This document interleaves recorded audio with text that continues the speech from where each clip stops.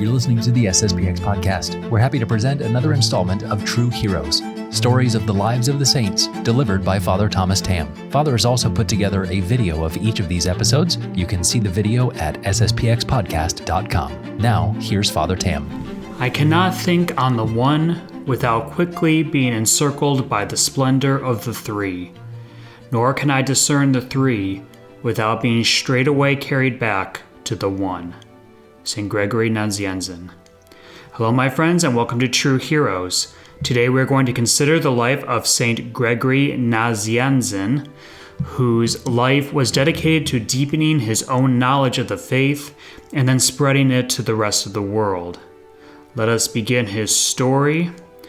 The name Gregory comes from the Latin word Gregorius, which in turn came from the Greek Gregorios, meaning watchful and alert. St. Gregory was born in Cappadocia in the town of Nazianzen. I have no idea if I'm pronouncing that right. I'm trying, I really am. He went to Athens in Greece and completed a course of studies in the sacred scriptures with his friend St. Basil the Great.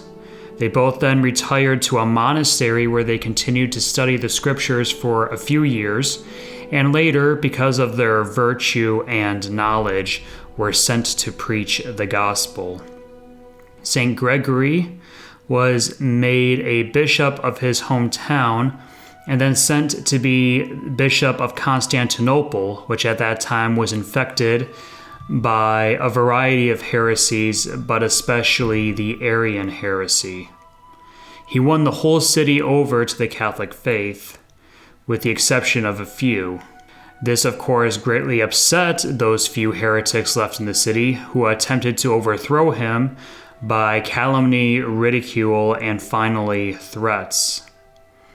They even sent one of their own to assassinate him.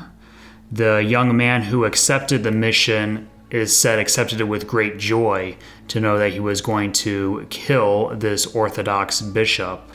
But when he approached Gregory and saw him, he collapsed, just was weeping bitterly over what he was going to do. So he confessed what he was intending to do originally to St. Gregory. Gregory immediately forgave him and allowed him to join the closest group of friends that he had. Before he resigned his post at Constantinople, the Emperor Theodosius I wanted to further unify the entire empire behind the Orthodox position and decided to convene a church council to resolve matters of faith and discipline. Gregory was of similar mind in wishing to unify Christianity. In the spring of 381, they convened the Second Ecumenical Council of Constantinople, which was attended by 150 Eastern bishops. After the death of the presiding bishop, Meletius of Antioch, Gregory was selected to lead the council. Hoping to reconcile the West with the East, he offered to recognize Paulinus as Patriarch of Antioch. However, there were some bishops that were missing initially from this council, and it was at this point that they arrived. They were bishops from Egypt and Macedonia, and once there, they refused to recognize Gregory's position as head of the Church of Constantinople, arguing that his transfer from the see of Sasima, which is where he was before, was canonically illegitimate. Gregory was physically exhausted and worried that he was losing the confidence of the bishops and the emperor. Rather than press his case and risk further division, he decided to resign his office, saying, quote, "Let me be as the prophet Jonah. I was responsible for the storm, but I would sacrifice myself for the salvation of the ship. Seize me and throw me. I was not happy when I ascended the throne, and gladly would I descend it." He shocked the council with his surprise resignation and then delivered a dramatic speech to Theodosius, asking to be released from his offices. The emperor, moved by his words, applauded, commended his labor, and granted his resignation.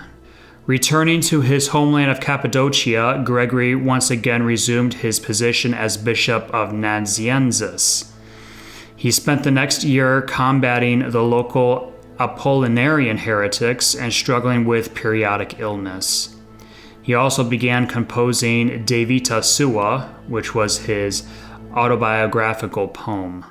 By the end of 383, he found his health too feeble to cope with episcopal duties, and he established another bishop in his place and then withdrew into the solitude of Arianzum. After enjoying 6 peaceful years in retirement at his family estate, he died on January 25th in 390. From the life of St. Gregory, we see the joy one should have in learning of Christ and his church. Time for study was almost recreation to St. Gregory, whereas we flee it like it were some deadly disease. Let us rather embrace it and use it to draw closer to God.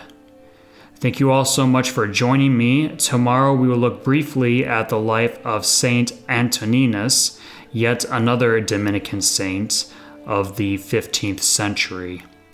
Until then, God bless you all, my friends. Saint Gregory Nazianzen, pray for us.